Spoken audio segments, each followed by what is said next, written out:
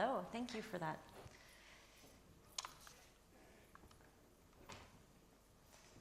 Okay, good morning. Unlike many of you, I am not an MD, I am not a PhD, and I did not start my career in a lab. Actually, until 2015, I had never worked in science. But for the last decade, I've co-founded and built one of the more successful companies in microbiome science. And this field has fundamentally changed how I see health, how I see our bodies, and even for me, what it means to be human. When I was in high school, my mom was diagnosed with pancreatic cancer, and 361 days later, she died. This is when I started reading scientific papers and learning about clinical trials and beginning to understand how science makes its way to human impact. What I remember most at the time was this feeling that we were only seeing such a small part of the picture.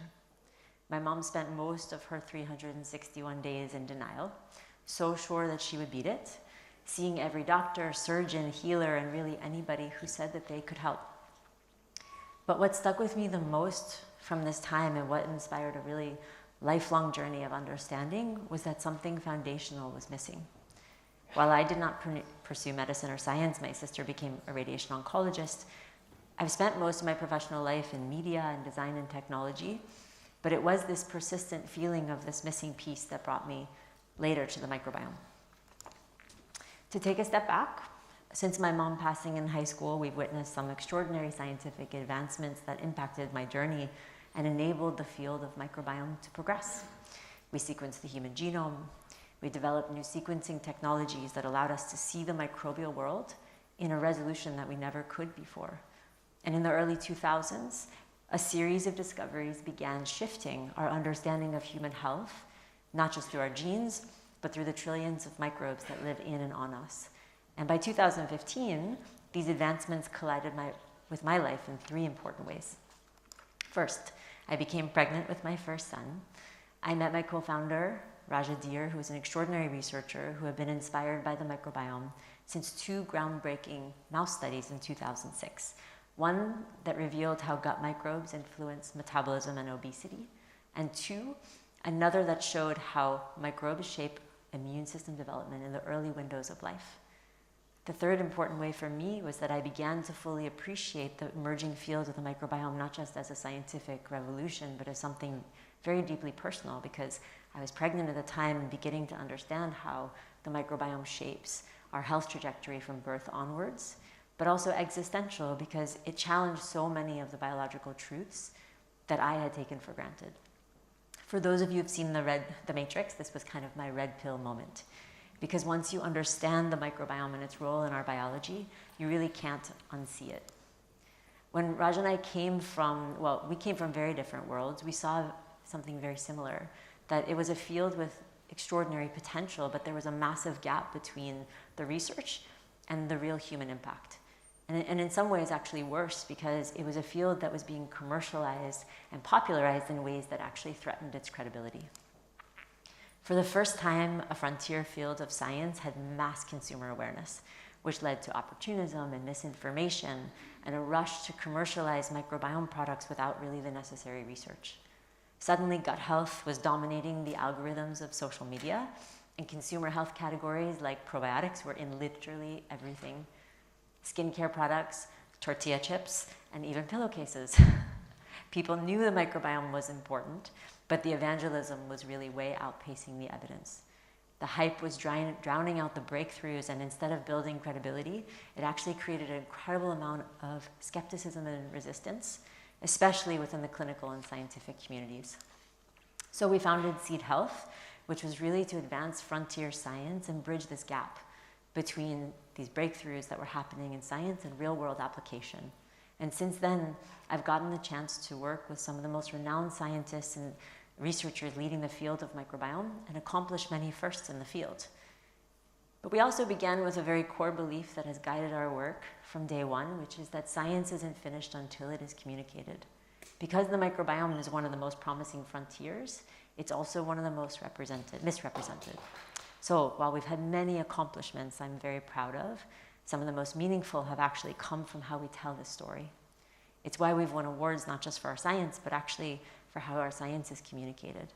Because the way that we collectively tell stories in these new fields of science actually can deeply impact their future. So let me begin by grounding us in some definitions. The NIH definition of the microbiome reads, the microbiome is the full collection of microbes, their genetic material, and their functional potential in a given environment. For centuries, we've defined health through our organs, our tissues, our genes, but as we learned from the microbiome, that's really only half the story. In fact, we're only 50% human, our other half microbial. For every human cell in our bodies, there is a microbial counterpart, 38 trillion of them. We are, by definition, ecosystems, much like a coral reef or a rainforest, or really planets unto ourselves. And while most associate the microbiome with gut health, its influence really does extend so far beyond digestion. It's involved in nearly every organ system and biological function of our bodies, influencing major aspects of our health, metabolism, immunity, brain and cognitive function, inflammation, cellular health, reproductive hormonal health, skin, cardiovascular health, and even how we age. Your microbiome expresses 100 times more genes than your genome, and it contributes to over 1/3 of the metabolites in our blood. From our gut to our skin, our mouth to our lungs, our underarms to our noses, and even our belly buttons, what we've come to learn is that our microbiome is like an interface between our bodies and the world around us. There really is no version of human health that exists without our microbiome. Now, this is a fundamental change in our framework for health, as for most of history, bacteria were really seen as threats. Germ theory certainly paved the way for some of the most important medical breakthroughs, like life-saving antiseptics, antibiotics, and of course vaccines. But it also had another side effect, which is that it ingrained in us a collective fear of microbes, specifically bacteria. And so over a century, we did everything we could to get rid of them. In waging war on microbes, we kind of inadvertently waged war on ourselves. Less than 1% of bacteria are actually harmful, and for many, as we have come to learn, are actually essential. But for decades, the idea that bacteria could play a positive role in human health was actually dismissed.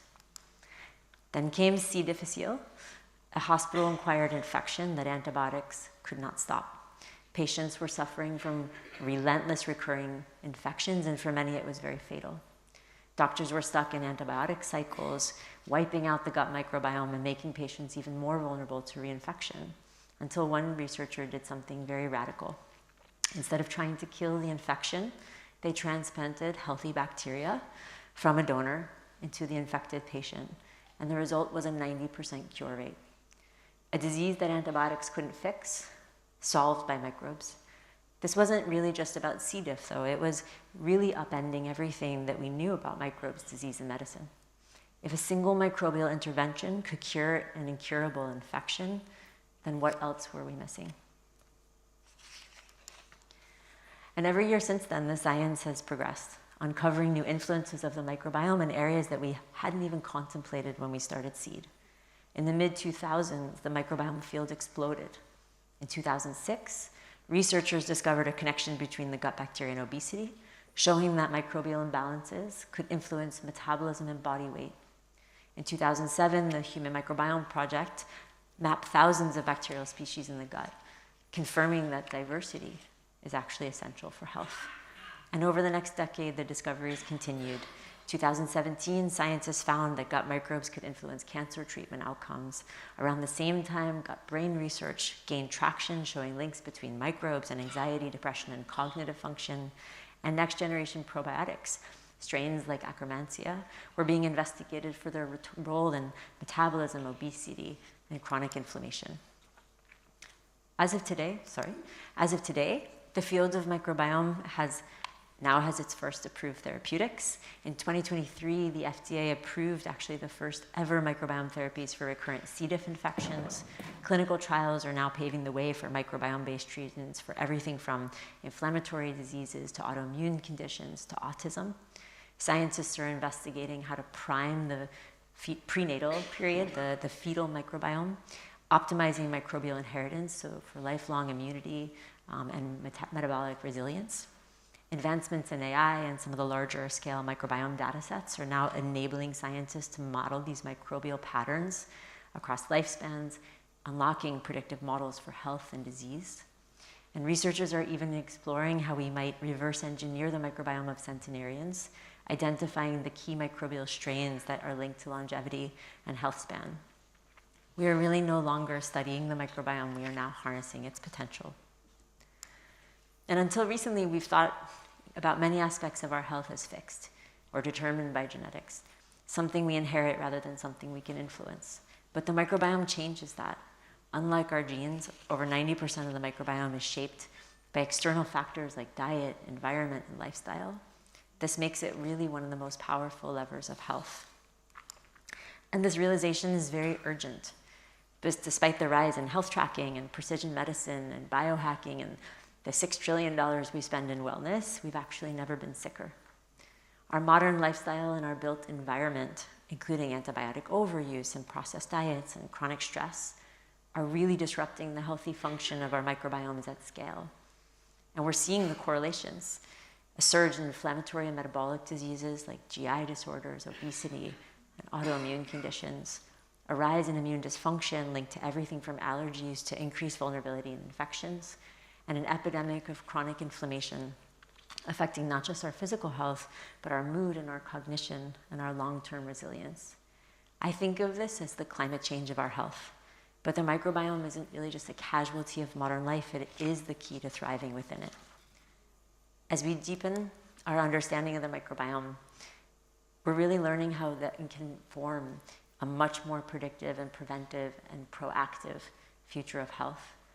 It's changing how we care for our bodies and how we live, what we eat, how we nourish our microbes and ourselves, how we sleep, how the microbiome influences our circadian rhythm and our sleep and wake cycles, how we manage stress, and in turn, how stress impacts our microbiome, how and when we use antibiotics, what probiotics, prebiotics, and other supplementation we should take, not just if, but which ones and why, what products we use, from the skincare products we put on our face to the toothpaste we choose, and whether or not we should use mouthwash, how we clean ourselves and our homes, what we use for our dishes and our surfaces, how and when we wash our children or don't, which clothing materials we wear, how we approach birth and early life, from the role of microbes in pregnancy to whether or not we breastfeed and for how long, when and how often we may spend time in nature and outside, and even whether or not we have a dog, because pets can enrich our microbial diversity, in turn our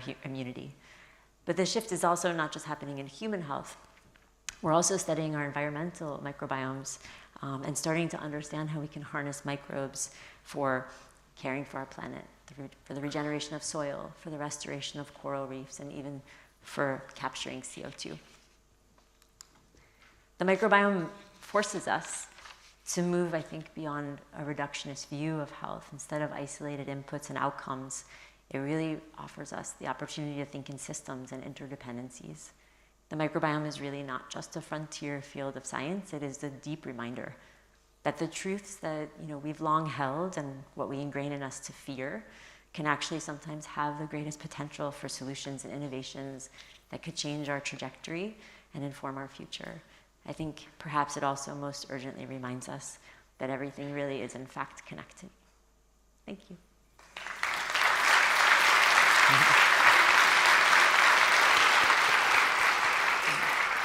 Probably some of the best slides I've ever seen. Oh, amazing.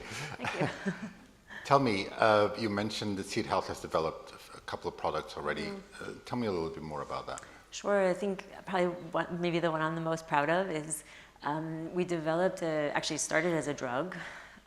We worked, Dr. Jacques Ravel, who's really one of the originating scientists, wrote the first NIH grant for the vaginal to understand and characterize the vaginal microbiome. We developed from about 15 to 20 years of his work. He has the largest strain bank in vaginal microbiome as well as gene catalog. And so we worked with him over the course of 7 years to translate his 15 years of work into the first vaginal Synbiotic, 3 strains of Lactobacillus crispatus combined with specific prebiotics in a vaginal tablet to optimize the vaginal microbiome and induce what is called a CST1, which is a community state type of vaginal microbiome that we know from many years of research to be the most protective and resilient. So it's really taking a very different approach. Most women in health experience, who experience infection and recurrence, or for areas where there are kind of unmet needs, are usually antimicrobial or antifungal solutions. And so this is quite different, this is very similar to the C. diff story. This is actually implanting the optimal vaginal microbiome for a long-term resilience and sustainability against, infection, but also for optimization for reproductive outcomes, gynecological outcomes, urogenital outcomes. And that's one that I'm very, very proud of. It's available in the US today. It's called VSO1. It's a vaginal symbiotic. And that's certainly one that we launched it. We launched it publicly last May. Last May. And when do you expect to be available here? When your regulation changes. Okay. Any politicians here? We have a lot of people from the UK who ask their friends to bring it to them here actually now. Yeah. And you mentioned some of the clinical trials ongoing. Not specifically just Seed Health, but I would say, what are the most promising ones? Well, we just finished. We're the first to be able to demonstrate the first of all, deeply characterize the impact of broad-spectrum antibiotics on the gut microbiome, and then demonstrate how our leading product, which is actually the #1 Synbiotic or probiotic in the US today, how it can restore gut barrier and immune function and gut function, and preserve diversity after concurrent and after broad-spectrum antibiotics. And we just published that study. Okay. And so, apart from getting a dog, which I think everyone should do, what else would you advise, our audience, if they can take 3 things to improve their microbiome-friendly life, what would you suggest? I think one of the greatest levers in microbiome, what's been the most characterized, is diet. And there's pretty much indisputable evidence that a plant-led diet and diversity of plants based foods is equal to diversity of microbiome. The American Gut Project, which came out of UCSD, which was one of the larger citizen science initiatives in gut microbiome research, discovered that their guidance would say 30 different types of plants every week equals the most diversity in the gut microbiome. And we see that kind of replicated in the research. We're getting to a place now where it's really exciting, where you can say this very specific prebiotic or this very specific compound from a blackberry enriches this specific strain in the gut microbiome, but at a very high level, eat plants, eat a lot of them, and eat diversity. Actually, interestingly, because I think a lot of people who are even very healthy tend to eat a lot of the same things, and I think so it's very interesting, the diversity of plant-based foods is definitely a guidance. Just one last question about something it's hard to avoid, which is the environmental toxins you mentioned. How do we go about, if people live in cities, obviously, it's hard to avoid what is around us in that sense. What can we do to mitigate the effects of... How many hours do you have? Okay, we have 1 minute. I think I think there are choices I think there's micro choices we make every single day that impact the way that we allow our environment to impact us. How often we stay indoors. They've studied even the temperature of lights and how that impacts your skin microbiome, how that impacts your gut microbiome. So there's so many, there's absolutely, of course, the diet piece is huge. Because I think so much it's not about control. You can control your environment to a certain extent, but if you're going to live in a city, you're going to live in an urban environment, you're going to participate in modern life and not move to a cabin in the middle of Norway and never talk to anybody. Too cold. Then it really is about thinking about your microbiome we always say help them help you. So thinking about the resilience, it's not so much about never getting sick or never being impacted, but it's about resilience, and that's kind of the way that we define health. So everything from understanding the compounds that we clean with, that we put on our skin, that we put on our bodies, and when you understand how they interact with really our immune system and these barriers of our body, you start to think a little bit about the choices that that you make. Shouldn't clean too much, right? Yeah, and so I think so much of it is lifestyle. Exercise, all the things that even for your human biology, are very important. We just now know from microbiome, like we can characterize the impact of just living in a city, for example, on our skin or what it does to our gut. So, brilliant. Thank you so much. Thank and you. You're on test lab as well, right? And what? You're on test lab, so you guys are exhibiting some of your products upstairs on our exhibition space. I don't. If I think that you may are. be Anyway, true. thank you so much. Now I know. Thank you.